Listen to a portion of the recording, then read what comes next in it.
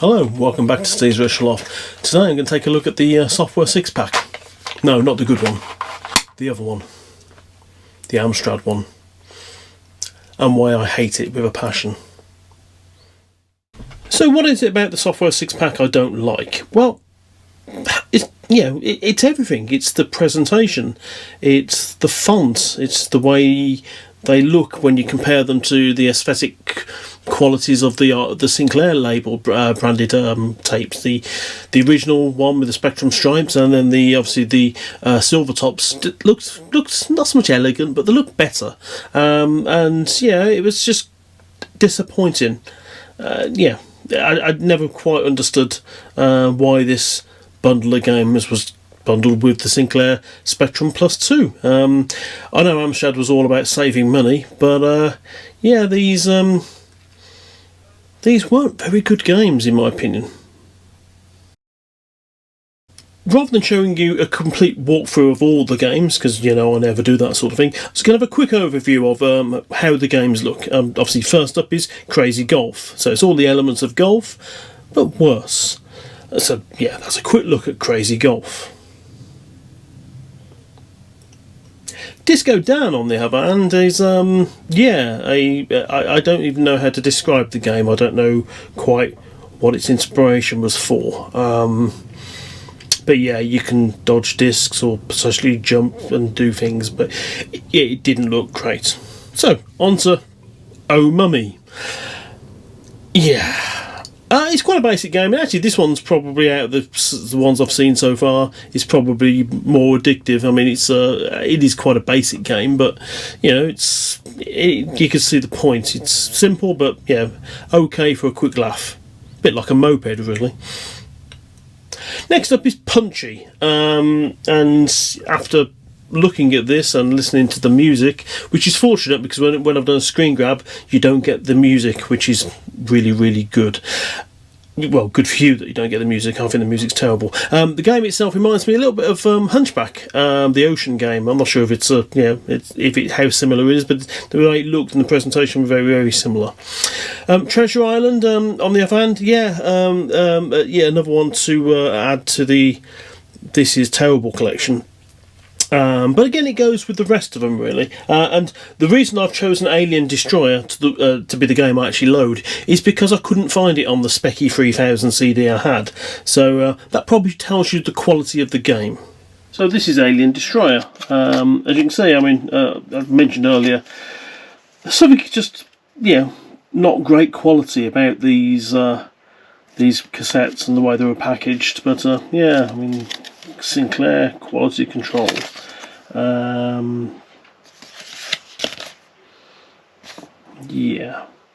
Press 3 to start playing.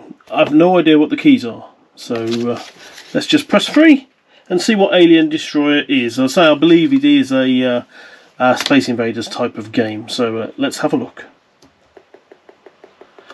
So there's the instructions.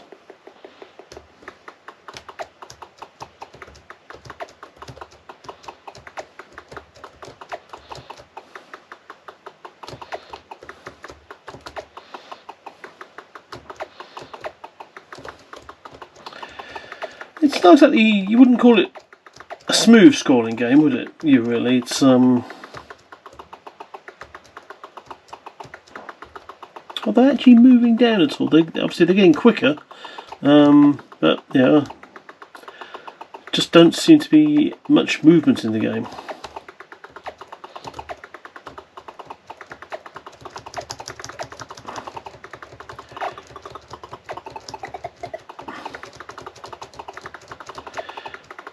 It seems to be a very rigid movement as well. Obviously, you shoot the ones at the end, and you expect them to scroll all the way to the end.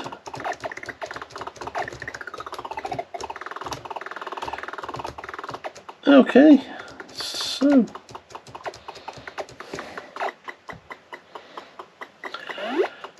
I'm not entirely sure how much longer I could endure this, but there you go. That was Alien Destroyer. And I'm now going to destroy all the aliens by hitting the big reset button on the side.